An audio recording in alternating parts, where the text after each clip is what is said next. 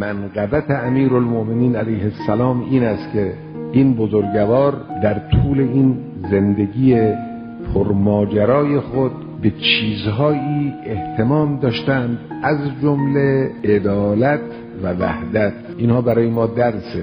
وحدت امت اسلامی برای امیرالمؤمنین مهم بود. استقرار عدالت در میان امت اسلامی هم برای امیرالمؤمنین مهم بود.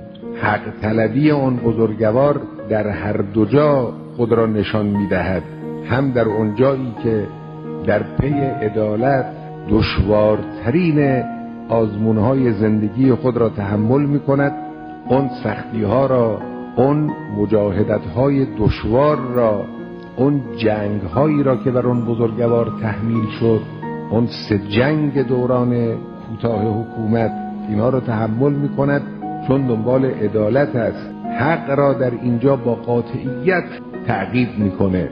عین همین قضیه اونجایی است که امیرالمؤمنین به خاطر خدا، به خاطر مصالح اسلام، به خاطر وحدت مسلمانان از حقی که برای خود او مسلم است، از آن حق چشم پوشی می کند و در مقام معارضه بر نمی آید. اسلام را، مسلمانان را، جامعه اسلامی را، وحدت اسلامی را پاس می دارد.